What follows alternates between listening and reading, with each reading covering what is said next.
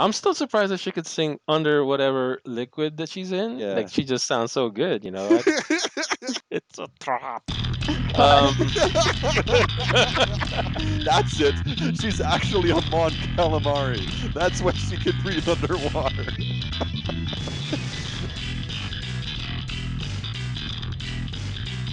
Welcome to the Macross Delta Recap Show, episode 20. This is EXO, along with the magical girl that is the she in Shinigami, Celia Rose. Hi, Celia. How you doing? I'm doing all right. I just unboxed a lot of toys, so I'm in a great mood. And our mecha expert that is the man in Macross Mecha Manual, Chad. How's it going, Chad? It's going good. Hi, everybody.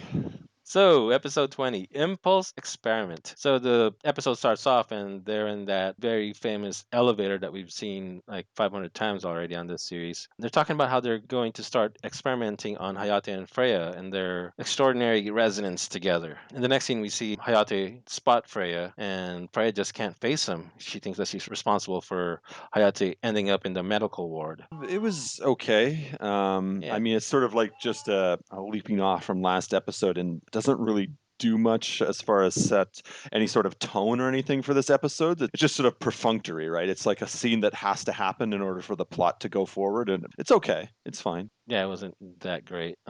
Celia, just sing the opening song for us then. No. I need a couple of chew highs before I can get to that point, guys. Basically, I agree with Chad. Like it felt like it served its purpose, but it didn't set things up very in a very strong way like other openers have. It was more like those like presentations that you give in middle school where you're like, "This is my presentation." That's kind of the feeling I got from this opening scene, where it's like, we're going to do experimentation. The episode is called Impulse Experiment. And I'm like, okay.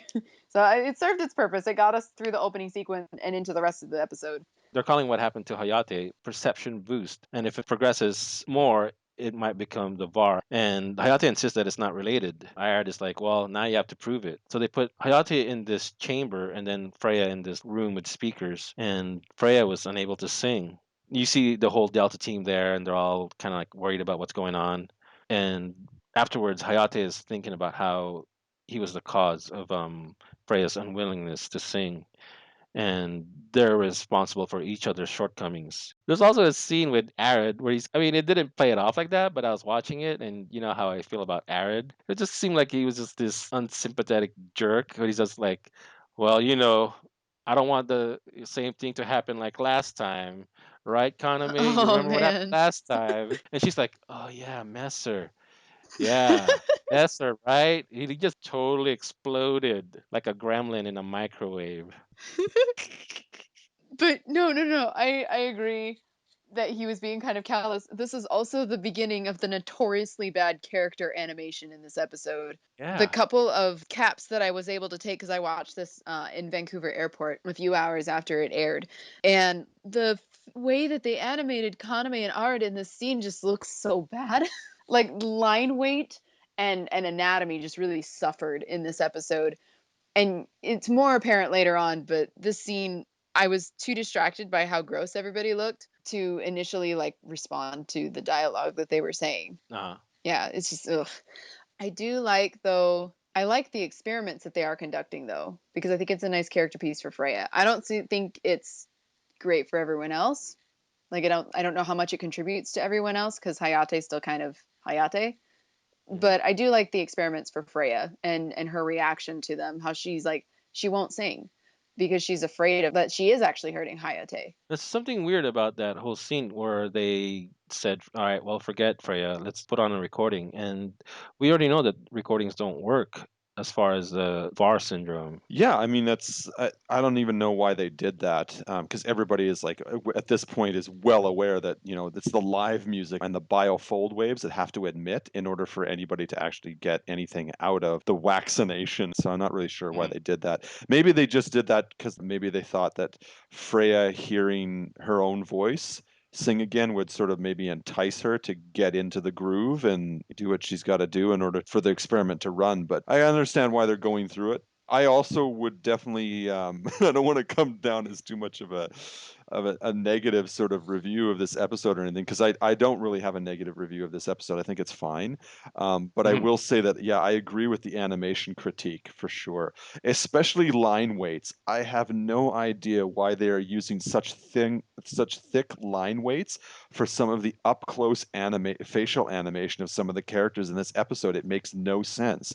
It almost feels as if they were preparing to animate the sequence and then pull away with framing so that the character who was up close would appear like, far away later in the shot, but that never happens in any of the sequences. So they just have like these really thick line weights for the character animations, and it looks just jarring. It looks like, yeah, not good at all. Definitely not one of the best animated episodes of the series for sure, especially for me, because I believe I've mentioned several times before how much I actually prefer the character art style in this show. I really like the style, the character animation in Delta. I don't know if you guys remember Gurren Lagann episode 4. Hiroyuki Imaishi let a guest director take over that episode, and the art is notoriously bad. Like, whoever still remembers Gurren Lagann will still remember how terrible that episode was. And that's the way the art felt in this episode too. I mean, definitely line weights, like Chad mentioned, but like everybody had tiny hands and big heads and like squished shoulders. So I'm not sure what was going on in this one. It felt very rushed. I was gonna mention maybe the episode was outsourced. You know what I mean? Like sometimes when they run out of time, if you guys watch Shirobako, you would know. No. But sometimes they run out of time, and then they outsource part of the job to like another animation studio or something like that. And I think it happened a lot during the first Macross. A lot. The only thing that kind of gets my hopes up, we talked about how there was another episode that was really bad, and that was actually the one where Messer dies. There was some really bad animation in that episode. Yeah. So I'm thinking, I'm just getting my hopes up that maybe they're gearing up for a really good episode where everything's going to be like line perfect. Like they're getting started on that episode ahead of time just to make it look really good, just like episode 13 ended up looking. Yeah, I hope so. We get into the whole Windermere part of the story, and it starts off with the twins, Herman and Quasim, talking in that outside area that they usually all gather. They're pretty much wondering what happened. Like, who's this lady, they said, that's overtaking the wind singer's voice, and it wasn't expected. And then we see Quasim in the distance just looking out into the mountains, and Herman approaches him and asks him what's going on. That was a fun scene because at least I thought it was fun. For one thing, the character art was disgusting. Bogue had the tiniest hands I had ever seen. So it kind of looked like amateur fan animation a little bit. And then they're talking about how, oh, she broke the Song of the Wind. I can't believe it. And then they're like, they must be researching the traitor's rune. And we as an audience know that they haven't really done that, which actually brought up a good point. Why haven't they been researching Freya's capabilities like more extensively, at least by this point in the series? Um, but they were convinced that that must be why they're so strong, because they know our biological secrets. And while they're complaining about that, Kasim is just full of angst. Like, I kind of snorted a little bit. I know it was supposed to be serious, but when but when Herman asks him like what's wrong, and he's all like, it's nothing, and then just kind of turns away. I'm like, all right, you moody man, you. So I know it was supposed to be serious, but it made me laugh a little bit. Qasim is the one who suffered the growth of those white scars, and he hasn't told anybody about it. Not even Herman. I don't understand that specifically, because the two of those guys are like inseparable, and they know everything about each other, it seems. So I'm not sure why he's hiding it from Herman of all people, who he knows he can trust. But whatever, maybe it's because of plot reasons or something. One thing I also enjoyed about this sequence is just the younger aerial knights, specifically Bogue and the twins, because Mhm. it shows a lot of their what is it? Their naivete, their theories on what's going on with Valkyrie and Mikumo and stuff like that, and what's going on with Heinz, are just preposterous. They sound like people who are like, they have like absolutely no clue what's really happening, but are being asked for an opinion, and they know they have to give one, but they don't really know what they're talking about. So I kind of like that. It sort of shows, like, even Bogue to an extent, it shows the innocence of the Windermerian Knight, in that they really are getting sort of strung along to a certain extent. I mean, willingly. I mean, they like what they do, but at the same time, they're sort of like, you can tell that they just don't know. Like they just don't have the information, and they can't put together a cogent theory about what's actually happening. And as a result, it's very easy to see why someone like Royd has such sway over Bogue and the twins and whatnot, right? And probably a lot of other young Windermerians. Yeah, I kind of missed Bogue in a lot of these episodes because he gives like such energy. Seeing them and the twins in that scene was actually pretty good. We get into a different part of the Windermerian scenes, and Belger walks into Royd's office. And they have kind of like a small meeting. It's kind of an exposition of how slimy Belger is. First, Royd asks, how did your thing go with the Delta crew, those jellyfish eaters? Belger is like, oh, yeah, I'm proud to be compared to a jellyfish because they're pretty dangerous animals and you don't even expect it. But then he also tells Roy that we're coming to the end of the research with the Windsinger thing, and we're also ready to deliver on the mind control equipments. But he also tells Royd, like, but it seems like you have something else planned now, or that's not the thing that you're concerned about now. That line is actually one of my favorites for this episode. It's when Belger is responding, to Roy talking about jellyfish, because he's playing both sides. He's not sharing the information that he got when he was on the Elysium with Royd. And he says, jellyfish may flow gently, but they can be quite deadly. And it's probably like really, really obvious, but I just really liked that they used that line with Belger to hint at the fact that he holds more power than he lets on. So I thought that was pretty neat. I also very much like that line as well. Yeah, I thought that Yeah. was very cool. Like you said, it's a bit on the nose, but it works because of it makes the character relationship between Belger and Royd that much more layered. Do you think they're setting up Belger to be the main villain at the end? It's a very Macross thing that we become sympathetic to the other side of the war, but then they still have to have like this final conflict. Yeah, I think it's possible. I mean, this series has definitely devoted a certain amount of time to Belger so that we're supposed to actually have some sort of stake in what he does, and he is apparently going to be quite a part of what's going on because we're how many episodes after we've been introduced to the Belger character in the Epsilon Foundation, they're still involved in the plot of Macross Delta. So obvious there's going to be some sort of payoff, I would think, right? Whether or not that involves a twist in some fashion, making Belger something that maybe both sides have to fight against or something during the end game of Macross Delta. Yeah, that's a possibility. I'm currently not seeing it right now, but maybe that'll be revealed as the research comes to its conclusion and Belger and his Epsilon Foundation end up holding all the cards or something like that. I'm not sure. But I also think they're running out of time to make him into one. Like this is episode 20 and there's a planned 26 episodes unless they have another 12-week season that they're planning on tacking on that they haven't said anything about yet. That's not a lot of time to really move Belger into that role and have it be impactful, at least in my opinion. I mean, right now he seems like he's going to be the real big bad guy, but I'm not sure how they're going to do it just yet. In the next scene, we see Heinz. He's finally singing a new song, so he could actually put a single out and have a B-side, right? Because it's about time. I thought it was a new And song. It's not a new it's not song. a new song? No. What is it? It's from the first OST. I mean, has he sang it before? It's Yes. yeah, it's a continuation of another song. Stubborn Natto corrected me when I was doing my caps. I don't know if it was like released before, but I'm just wondering, like, has he sang it on the show before? He has, just not this part. So he's singing, and there's this giant bird that's flying around, and Herman and some other dude comes by, and they think that the bird is going to attack Heinz. As it turns out, it just lands on his arm. Herman introduces Heinz to his son Norman, and they talk about like some competition and stuff, and how they're not going to be able to join it because of the war. What's the point of this scene? The point of this scene is to confirm that Heinz is actually a Disney princess. All right. I did not get that. Let me lay out the traits here. All right. Okay, so here's how you know that he's a Disney princess. All right. For one thing, he's small and cute. Secondly, he's physically weak, but he has a passionate heart and does everything with all he's got. Thirdly, he sings and animals come to him. And fourth, he's always been loved by animals. So Therefore, he is That's a it. Disney princess. That's it. That's the smoking gun right there. so someday his prince will come. Yes. Someday his prince will come. God. What's up with Norman? I think Norman's being introduced as a red shirt.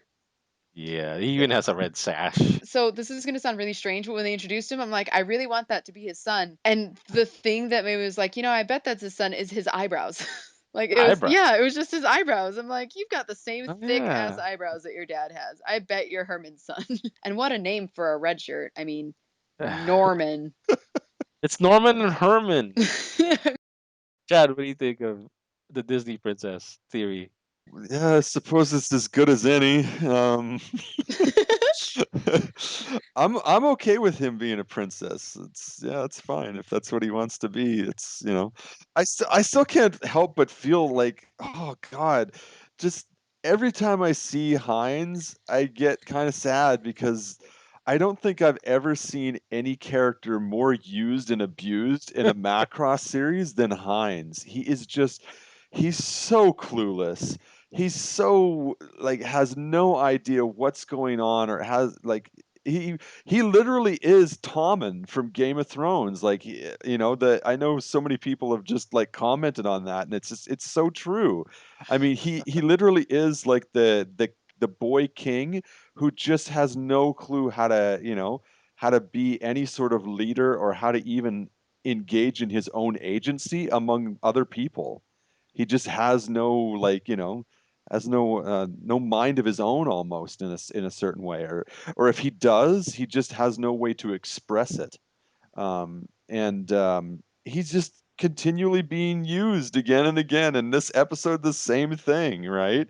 Um, we're constantly. I keep thinking that we're going to have a really tragic end for Heinz, because the show, in especially in this sequence again, does a really good job of making the audience sort of feel that Heinz is, even though he's the wind singer, he's this very very nice boy that everybody kind of likes, and feels if not sympathy, then at least feels sorry for in a certain respect, right? So I think that he's being set up for probably some kind of tragic end, which is unfortunate because he's such an innocent bystander in so many respects.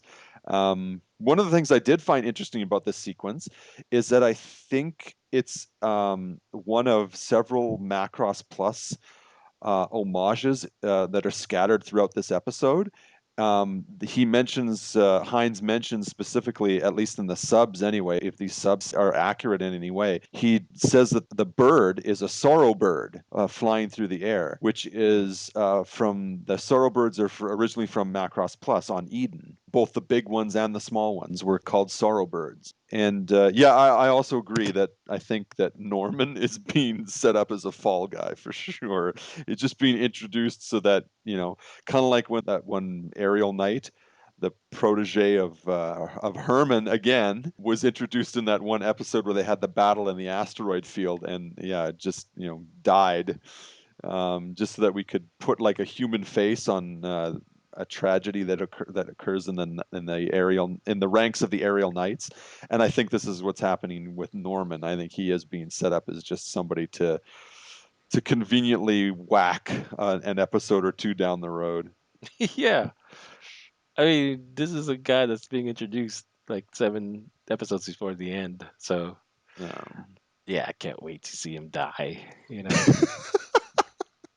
don't, I don't know if God.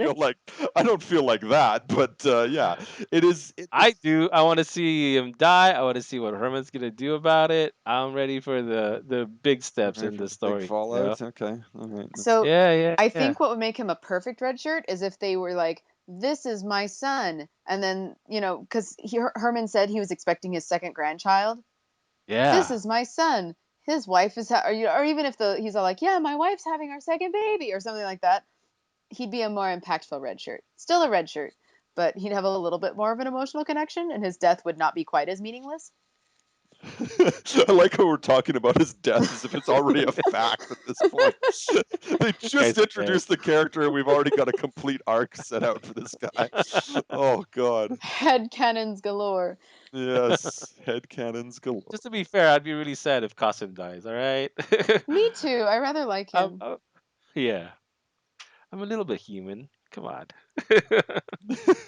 So we see Keith and Royd kind of like looking over Heinz getting ready for bed, and he's being taken care of by a different doctor, a totally different doc. Celia even said that this guy has no rune, which is pretty weird. Heinz is talking about like what happened, who's that lady that overcame his song, and if that's something that they should be concerned about. And Royd kind of reassures him they have nothing to worry about, and he gives him kind of like this small little speech or two little lines where Keith just looks at him like, "What the hell are you talking about?" It's just like this. I guess ever since the doctor from last week, and Keith has just like been awakened to the fact that you really can't trust Royd.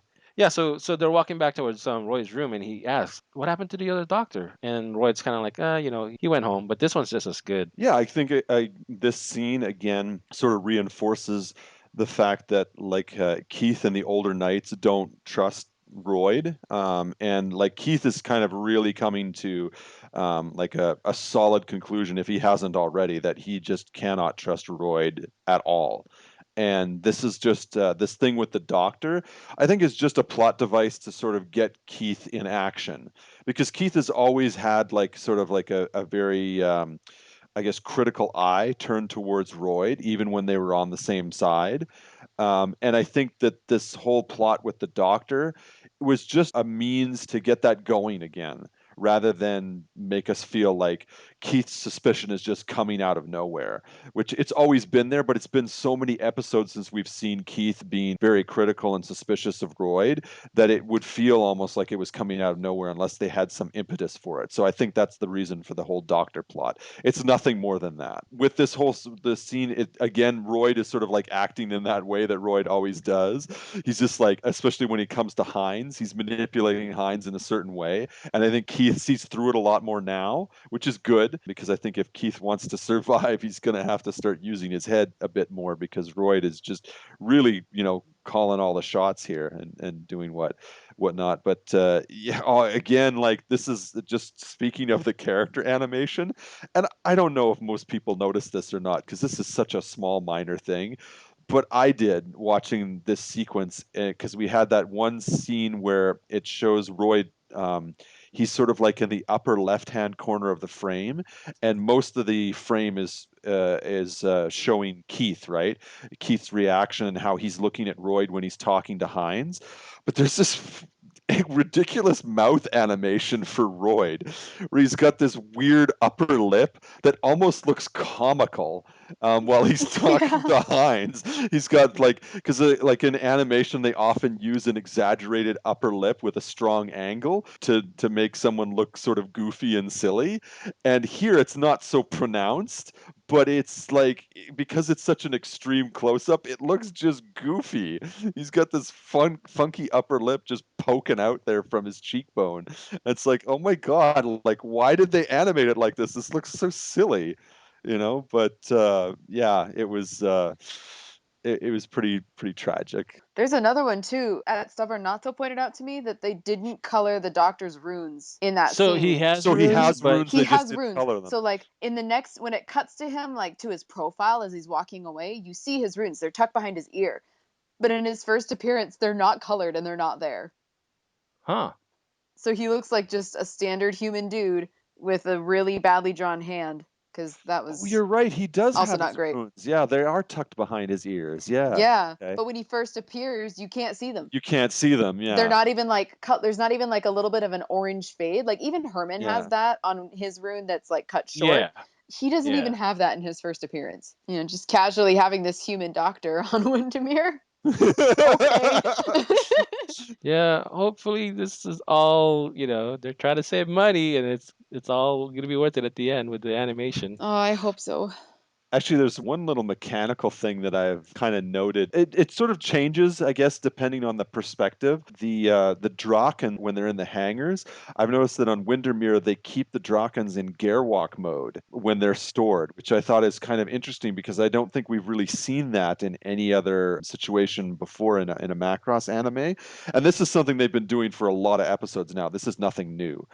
From the beginning. Yeah, from basically from the beginning. Yeah, this is how they. Yeah, they're sort of in a a Gerwalk mode. But I've also noticed that based on different different scenes, even sometimes in the same scene, it almost appears as if the Drakons are kept in a half Gerwalk mode, something similar to the VT1 Super Ostrich from Macross. Do you remember Love? How when it's in Gerwalk mode, it doesn't necessarily have its arms deployed; they're sort of stowed away.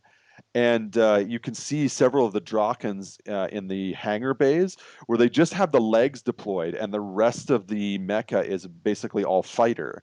And the arms don't appear. But then in this particular episode, once they do a close up, it shows like one of the Drakons in Gerwalk mode, and the arms are clearly visible. But it sort of bounces back and forth, and I thought it was something interesting. I just wanted to use this as an example, just to talk about how it's strange how they store all their variable fighters in Gerwalk mode. It's rather unique among the Macross animes, and yeah, just wanted to kind of point that out. As a mecha geek, I kind of noticed these things. You're our mecha expert. I We can't help expect this from you. can't help it. It's an occupational hazard. I loves me some mecha. Keith approaches the twins because apparently their family is in charge of some pharmaceutical or medical company, and he has given them a mission of some sort. And then we see him like overlooking that cliff that he usually goes to think, and he gets into a flashback about how he and Royd met. That's in the manga, right, Celia? It's actually different in the manga. What? Yeah, I made a note on that. So when I first saw this scene, basically like they have similar concepts. So Royd meets Keith after he's been hazed by his upperclassmen. In the anime, they don't go into detail as to what it was that the upperclassmen did to Keith, but Keith fought back.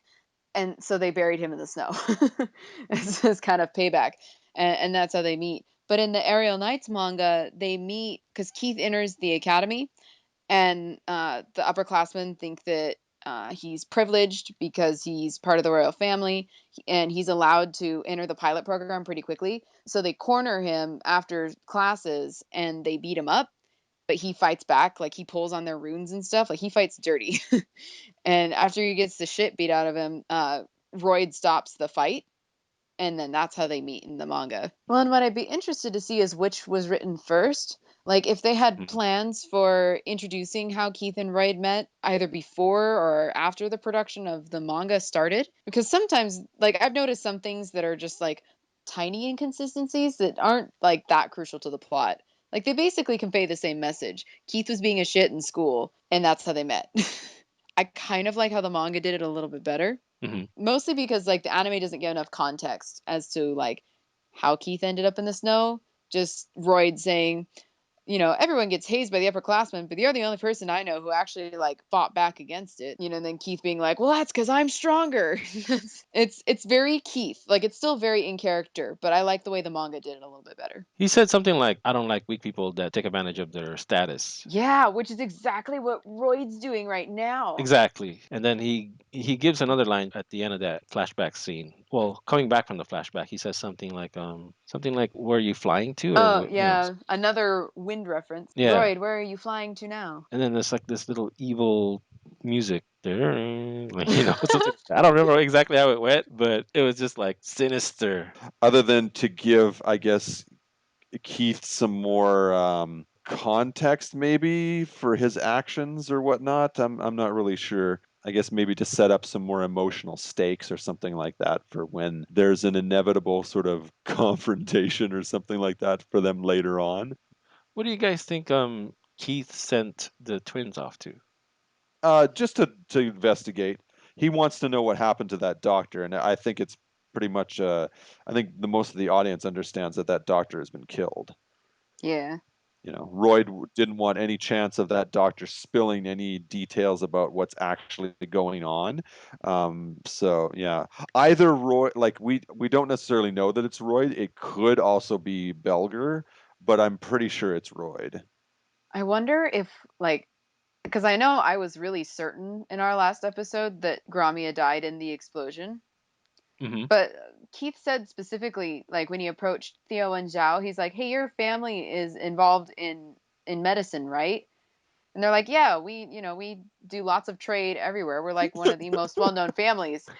And I'm One of the wondering. twins starts talking about like love potions and That's right. Yeah. He's all like, "Oh That's- boy, you yeah. need an aphrodisiac? We got the hookup."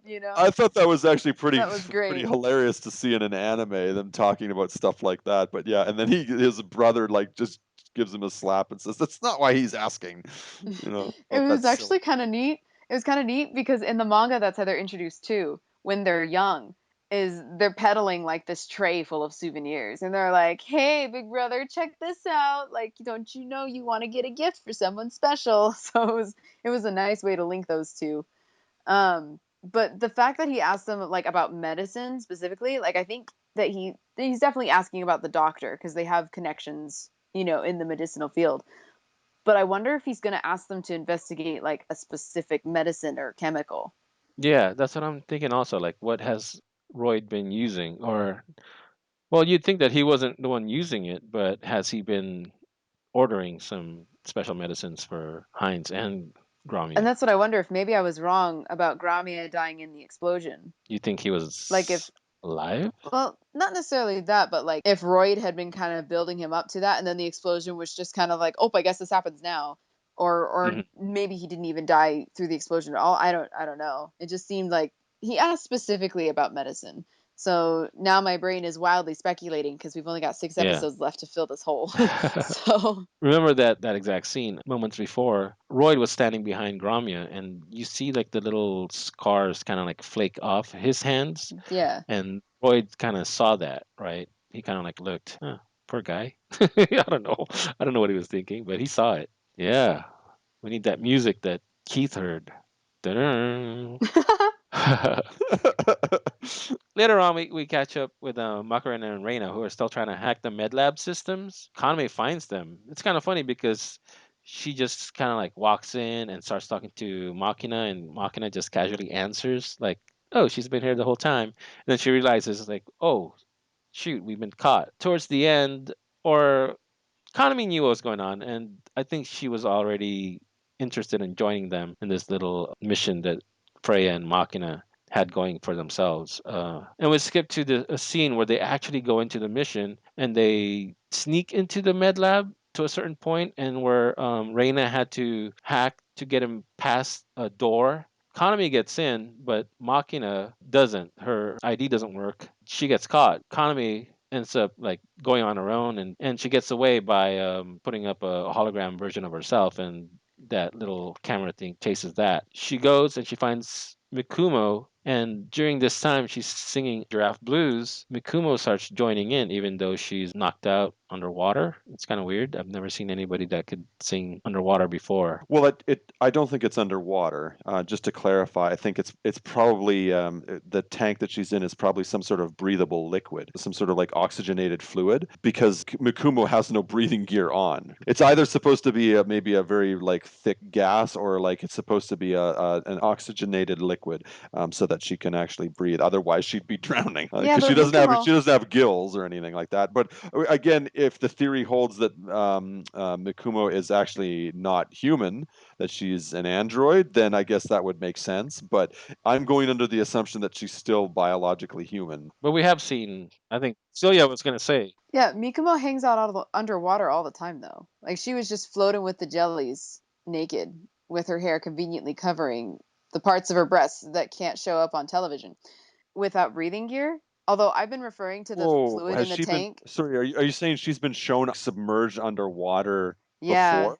she just chills underwater. She chills in Oh, outer space too. Like when she woke up from the dream vision that she had, and she's like, "Oh, it's a dream." She was outside in space. somebody mentioned that, and I felt like that was just part of that the was part of vision. the vision. Yeah. Yeah, but the jellyfish thing is actual. Like she was underwater. I don't know about I that. think she lives underwater. To tell you the truth, she doesn't live in the So dorm. she's a No, I'm mermaid. serious. I'm Yeah, I'm being serious. She doesn't dorm with what do you call The it? rest of With the the Walker. rest the Valkyrie, and we've seen her like kind of like in front of the sea naked. I think I mentioned it also. Like maybe she lives underwater. Maybe. I've been referring Okay. to the blue stuff in the tank though as like blue LCL. So I don't actually know What's what it LCL? from Evangelion. Evangelion? Oh, Oh, yeah, the what do yeah, you call yeah, it? yeah. That's yeah, like oxygenated liquid is no like that's no by no means unique to Evangelion. That was in like, you know, The the Abyss. Abyss, yeah. But that's been a thing for a while. But yeah, it's no, that's how I was using it just to explain it to myself. I don't know if that's true, but if Mikuma has actually really been living underwater this whole time, and I haven't been paying attention, then I guess that this scene isn't unusual at all. I'm saying that I think that she does. They never actually said it, but we've seen her definitely underwater chilling So with what jelly. is the assumption then, that she's definitely an android, or that she's part Ragnan or something, or what? That was the thing that we were supposed to think, that maybe she's part Ragnan, until they mentioned something about, her being a some sort of Artificial life. biological, yeah, experiment or an android. I still Okay. think So she's protoculture. Even if she's been like experimented on, like I think that's part of it is that she's actual protoculture. The aesthetic of the And hence singers in she the last can do episode is just too things. similar. Okay, and hence she yeah. can do things that no one else can do, and see things no one else can see.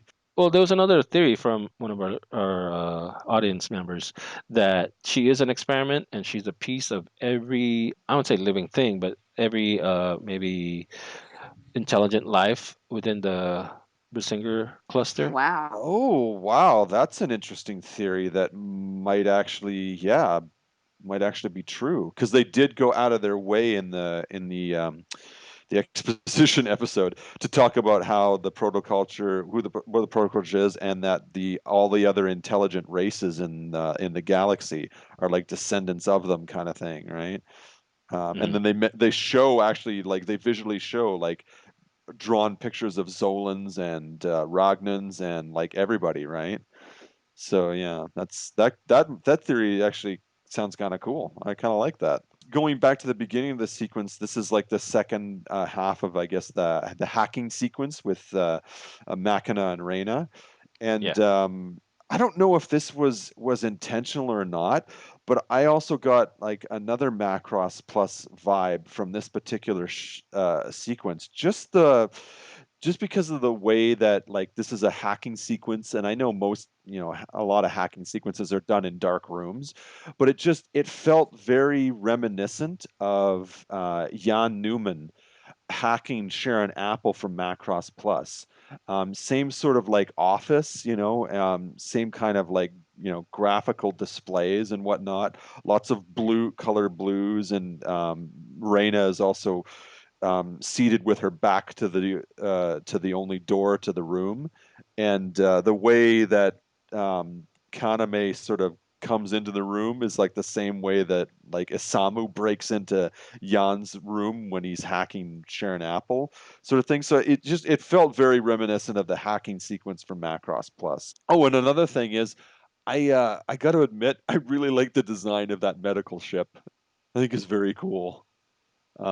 It's very distinct, very different from any other sort of vessel we've seen in any Macross anime before. The mechanical designers will often do that with ships so that the audience can make no mistake of wherever like something is set, because they have such a strong visual like cue that says, "Oh, this is that ship. You've seen this one before, right? The weird looking one all in white." That's the medical ship. So when they say they're going to go and break into the medical ship and try and find Makumo, yeah, the audience has no mistake about where they are located as far as the geography. But at the same time, it's cool, because I really like the design of that medical ship. I think it looks very interesting. And the nurse's uniform that Makina chooses is totally a master of disguise, like she said. Oh, but it's so Especially in cute. someone, yeah, well, that's the Yeah. thing too. That's the other thing that kind of gives it away, right? Not only because it's cute, but also because it's just very form fitting, and it's like most people who know Valkyrie would probably know like very well what the girls look like, both their Hmm. faces and their bodies. And so if Yeah. you put somebody in like a cute nurse's outfit like that, even if it was as a disguise, it's like most people would recognize Machina from her features. Yeah. It's total cosplay father. It is for sure, yeah. But it's funny more than anything else. Well, I can say from personal experience that I've had friends that don't recognize me in and out of makeup before. That's Like cool. when I've done my cosplay stuff, and it's just like like general makeup. Like Well, makeup doesn't really work in an anime, right? So I you know, like, and have to that's go off something that's hard. costume. Exactly, and that's hard to tell with this scene. Is they're like, "Oh, we don't recognize you," and I'm like, "Yeah, you're not very convincing here." But just thinking about it just now is, I've had instances where I've like met someone earlier in the day in costume, and then at the end of the day when we meet up again and I'm out of costume, and they're like, "Oh, hi, I haven't met you before," and I'm like, "Actually, we did. We met about 6 hours ago. I'm just not in my Yeah. costume now." So, You guys don't have anything to say about what happened? um, Just descriptions on the ships and the disguises. Well, to be yeah, honest, actually, I'm not a big fan of this sequence, mostly because I think that they kind of already spoiled this sequence. yeah. Like, I think what they should have done when they were putting together the whole storyline for Mikumo post Voldor is we never should have seen her at all. And then when Kaname gets aboard the medical ship, both the audience and Kaname see what happened to Mikumo post Voldor at the same time. But unfortunately, because, anime being anime and stuff like that, they just got to show everything all the fucking time. They actually showed Mikumo in this tank several times in the last few Uh-huh. episodes. And I'm like, okay, well, we already know she's there. So that when Kaname gets to the medical ship and she finally discovers Mikumo inside the tank singing, it's really not that big a deal. I don't think it's inherent to anime only. I've seen a lot of shows that do the exact same thing, and yeah, you're right. It would be a lot better if they just kind of like keep a little bit from you. Yeah, like it's not necessary for us to be up to date with every single character, every single episode, right? Yep. But yeah, I guess I just single out anime because it's notoriously bad for that. Oh yeah. But yeah, it's just it would have been way better if they had just if they had not had not shown Mikumo at all, because then it would have made this moment that much more interesting and whatnot. Now it's just like we're concentrating on why Mikumo is singing rather than what she's doing in a tank, right? Because it's just like, we don't. I'm still surprised that she could sing under whatever liquid that she's in. Like Yeah. she just sounds so good, it's a trap. Oh God. Um, That's it. She's actually a Mon Calamari. That's why she yeah, there can you breathe go. underwater. I feel like Konami runs into a room where all the lights are off except for the chamber itself. And then the lights will turn on and it'll be like Lady M that's, like, haha, caught you. Yeah, I feel like the sequence in particular suffered from being like cut up too much. If it Yes. had all been like sequenced together instead of being intercut with the Hayate Freya scene that was Mhm. occurring, I guess, simultaneously. I think that was the feeling that it was supposed to be, is that these things were occurring at the same time, and that's why they Yeah. were cutting them together. It would have been a little bit better because I actually really liked the teamwork aspect of it, that Makina, Reina, and Kaname were going to work together to like maybe not even rescue Mikumo, but just try. And the moment when Kaname starts singing Giraffe Blues, and the line, reaching out for your hands as she's approaching the final door to save Mikumo, basically, or to figure out just to get to her. Like that was for me very impactful with that lyric and that moment where they're reaching out to her, I agree and totally. I Yeah. loved it. And then she showed up in the tube and she was singing in response, and that was cool. The tube did not have as much impact. I agree with Chad. If they had just not shown us the tube in the past two episodes, then it Yeah. would have been stellar. Like that would have been a I great way agree to end also. it.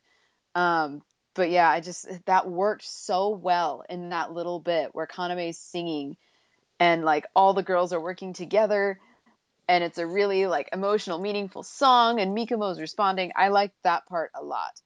I don't like Yeah. how it was like completely executed, but I did like that part.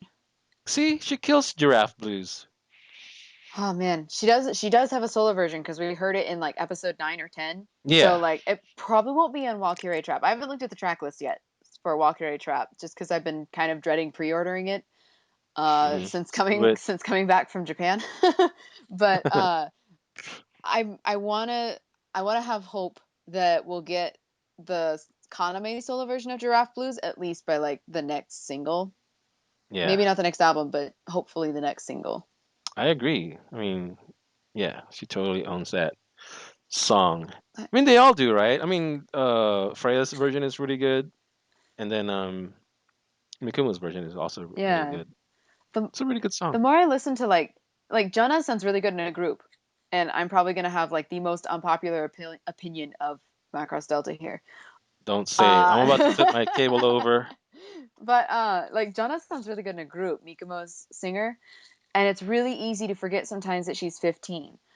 And when you listen to her, it's like, yeah, she sounds great, you know, if this were an adult singing it. And then when I listen to her and I think about the technique that she might be using, she's singing, it's actually, there are like studies and stuff that they've done for like vocal training, that you have to be really careful with how you use your voice up until you're in your about your mid 20s, because Mm. your vocal cords aren't fully developed then. Oh, don't say that. That's so tragic. So like, yes, she can sing, and it sounds, I think, nice. I really like listening to her sing, especially in the group arrangements. I think she balances everyone out really well, but sometimes she sounds too forced.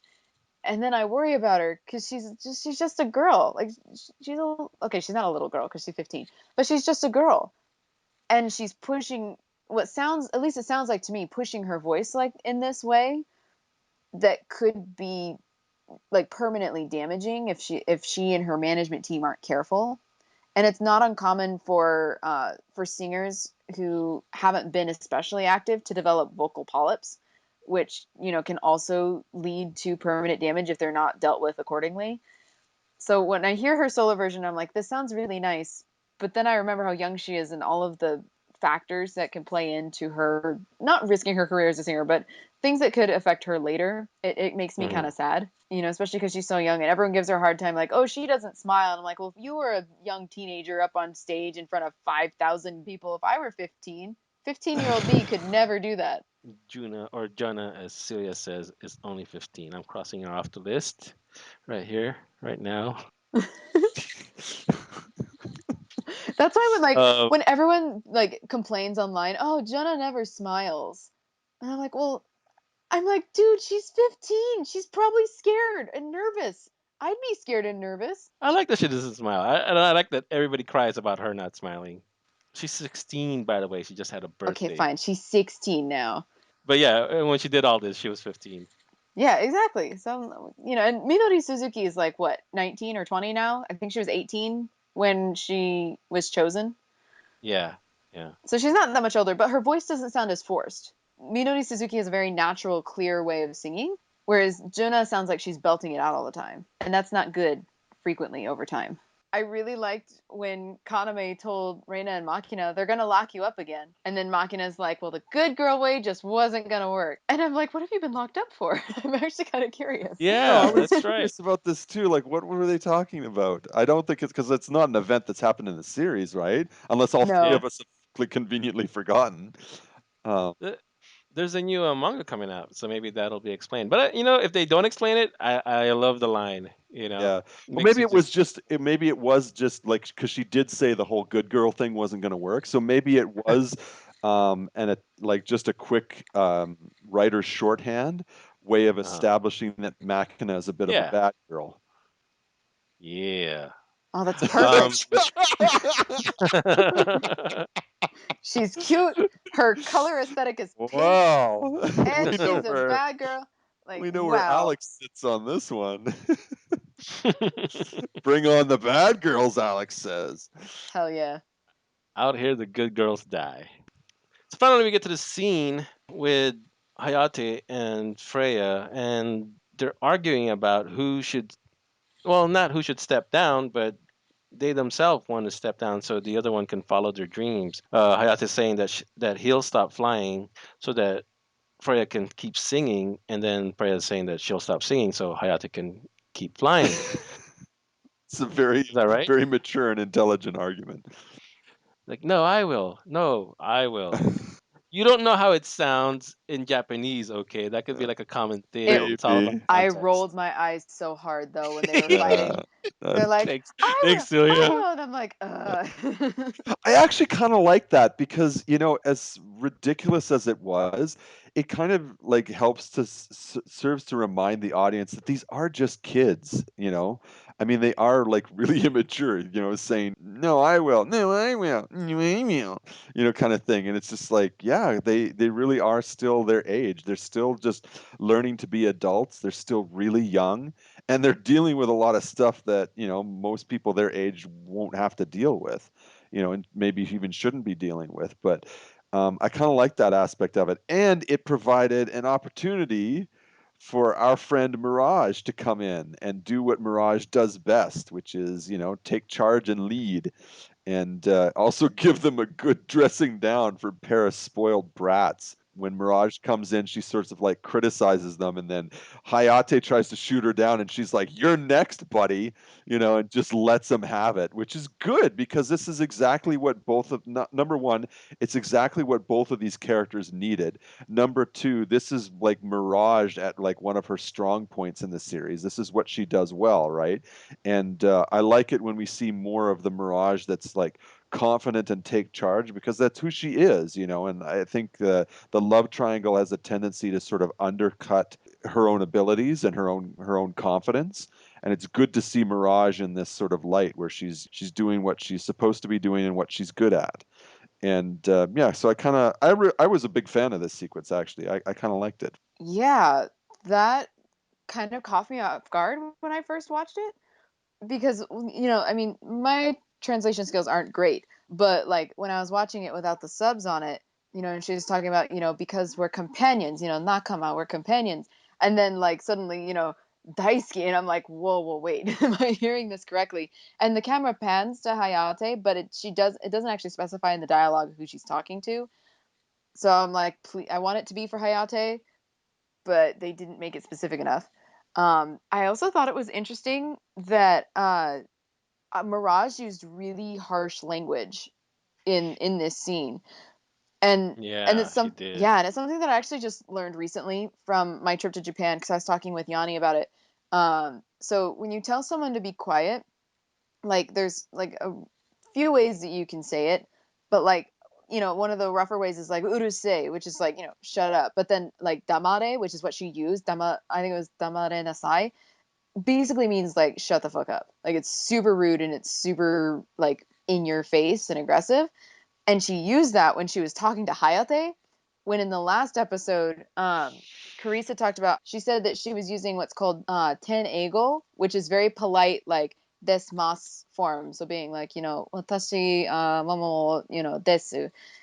So it's using really polite speech with Hayate when he's in the hospital bed. But when she's telling him, that he needs to get his act together, she's using really like aggressive, rude language. And I thought that was an interesting contrast to even just, an episode or two ago. Yeah, I think it came across pretty well in the subs where she says something to Freya, something like a cowardly, weak apple Oh, girl. yeah. That was pretty mean. And then to Hayate, it was a damn useless wreck of a man. And she also brought up the fact that he just runs when he kind of like gets in trouble. He goes from planet to planet looking for something else, what's next for the rest of his life. Like she brought that up, and that's something that hasn't been brought up in a while because it seemed like Hayate has found his calling, right? Mm-hmm. She really kind of like digs into both of them by going into pretty personal stuff. That's pretty much it for this episode. We've already got messages, and I just posted the show today. Ooh. Um, but they're not really anything that's significant toward what we're. Well, no, it's not even like what we're talking about. It kind of reflects the fact that story hasn't moved enough for people to be excited about it, and it reflects it on the messages that we got today. Oh, one of these is so good. Why don't we start with that one then? Okay. This one's from Various Cheeses. Oh god, I love it. This just made me laugh. It says we made Macross the ride, but now we have no budget. So how about Macross the PowerPoint? I love it. This is like the pipe PowerPoint pointer. Just like change slides. Now on to the next slide. On to the next one. Like that's probably what Belger had. Like we got the pretty cinematic, like reanimated scenes from the past Macross shows, but I'm pretty sure Yeah. that Belger was just showing them like PowerPoint slides. That's beautiful. All right, so Ghost Bear says Lady M is Flower Girl, so we'll never see her. We saw Flower Girl. We're not Basara. I think he means like in the context of Macross Delta, she's Flower Girl, so we'll never see her, right? Yeah. Oh, okay. Lady M is our Flower Girl. Yeah. That's even funnier. We can see her, we just can't hear her. This is from Various Cheeses. But I love it if they just reveal by showing the back of her chair and then panning over to a vase full of flowers in the same style as all those bouquets. Salas. So that would be like the reveal that Lady M is Flower Girl because she still has the same bouquet from Macross 7. From Macross. Still carrying around those dead flowers. All right, Chad, here's something for you. Bry Funkenstein. What is that? All right. Something's like got battery. Oh, is that you, Celia? I'm back. Oh, you I disappeared. did. Of course we noticed. I mean, we were like, "Where's Celia?" Of course, that's why you just kept on talking without me. Thanks, Alex. All I right, feel very Chad. Here's one. reassured. Here's one for you, Chad. Bry Funkenstein writes, "Those Windermere jets are based off old Saab jet fighters. It kind of fits their scheme. Is that true?" Well, yeah, like the Drakens are actually based off of a real world fighter, which is the Saab Draken. Uh, but I'm not sure I know exactly what he means by the second half of that. Just so that everybody knows, it's a Swedish fighter aircraft that was manufactured actually a long time ago. I think it's like from the 60s or maybe even Hmm. earlier. Yeah. So it's quite old. Still a really good looking fighter design, but it's a very very old fighter design. But Kawamori obviously being like an aviation aficionado, I can see why he would want to use something like the Saab 35 Draken to as inspiration for an aircraft in the Macross universe because it is very distinct. Like there's no other fighter that looks quite like it, so it would make for a good distinctive villain fighter, right? That wouldn't be confused for any of the hero mecha in any of the Macross shows. And just because it's very aesthetically pleasing. It's a good looking design. So yeah, but yeah, it's good. It's a Delta. And that was pointed out. Yeah, it is a Delta wing design as well. Yes, but it was pointed out like from the moment we saw the promotional materials. I was actually one of the people who posted one of the. I photoshopped a couple pictures just to do a comparison because I immediately recognized it as well. I said that's inspired by the 35 Draken for sure. And yeah, it was quickly confirmed by an interview that Kawamori gave in one of the early fan magazines. I think I know what he's talking about. I mean, as far as it being a Swedish jet, we do get to see the villages that, the Windermerian villages, and it kind of looks like a small Swedish village or those, German type Oh, villages. oh, I see. Okay. Yeah. Lots of mountains, lots of Yeah, snow, that sort of stuff. yodeling and all that Oh, stuff. Okay. like Alpine villages. Alpine That's villages and right. stuff. Yeah. Okay. All right. Now I understand what he means. It was very vague. So yeah, I didn't really I didn't realize that he was making a reference to the Swedish nature of the fighter and saying that that's the reason why it works thematically. But yeah, that's interesting. That could very well be for sure. Well, Bry, let us know if we're on the nose about that whole scheme Yeah, I thing. hope we interpreted his message correctly. Celia Rose, where can we find you when you're not doing the Macross Delta recap show? You can find me on Facebook at facebook.com/Celia Rose Cosplay. And you can find me on Twitter at Planets Twinkle. Cool. What about you, Chad? You can find my website, the Macross Mecha Manual. You can also contact me at my email, which is marchingcw@hotmail.com. You can go to visit the official Facebook page for the Macross Mecha Manual, which is facebook.com/Macross Mecha Manual. And finally, I can post on various anime message boards such as Anime Nation and the Macross World Forums. And this is EXO. You could message me on the Macross World Facebook page or the Macross Delta Facebook page. Or you could tweet at me at Macross Tweet, the official Twitter account of Macross World.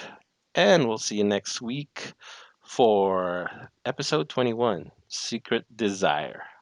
Bye.